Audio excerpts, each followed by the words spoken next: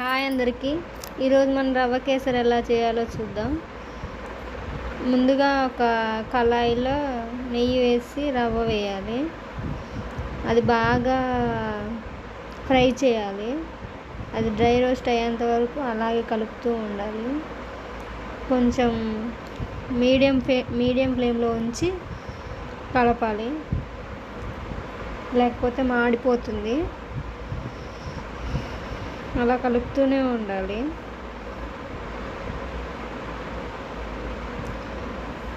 అది కలిసేలోపు మనం వేరే దాంట్లో రవ్వకి సరిపోయేంత క్వాంటిటీలో వాటర్ తీసుకోవాలి ఒక బౌల్లో.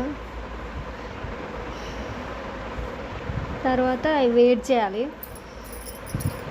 అవి బాగా మరిగేంత వరకు అలాగే కొంచెం హై ఫ్లేమ్లో ఉంచాలి. తర్వాత దాంట్లో రవ్వ క్వాంటిటీకి సరిపోయేంత బెల్లం గ్లాసులో వేసి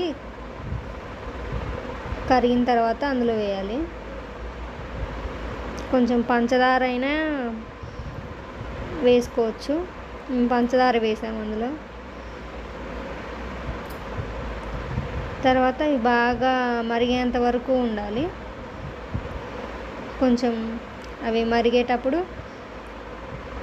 మనం రవ్వ పోసేయడమే. కొంచెం బాగా మరగాలి. మీరు ఒకవేళ ఫుడ్ కలర్ వేసుకోవాలి అనుకుంటే అది ఇప్పుడే వేయాలి. మేము అదేమి వద్దనుకుంటున్నాం కాబట్టి వేయట్లేదు. మీరు కావాలనుకుంటే వేసుకోవచ్చు. ఇప్పుడు చిన్నగా రవ్వ ఉండలు పడకుండా చిన్నగా పోసుకోవాలి. అలా పోసుకున్న తర్వాత కలుపుతూనే ఉండాలి. అప్పుడు ఉండలు లేకుండా రవ్వ కేసరి అనేది మంచిగా ఉడుకుతుంది.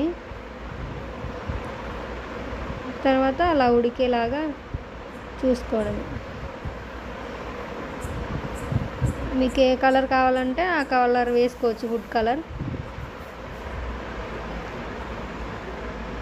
కానీ మేము వేయట్లేదు. అలా కలుపుతూనే ఉండాలి. కొంచెం అది దగ్గరకు వచ్చేంత వరకు అలా కలుపుతూ ఉండాలి. అప్పుడు అది ఉడికి మంచి క్వాంటిటీగా ఉడుకుతుంది.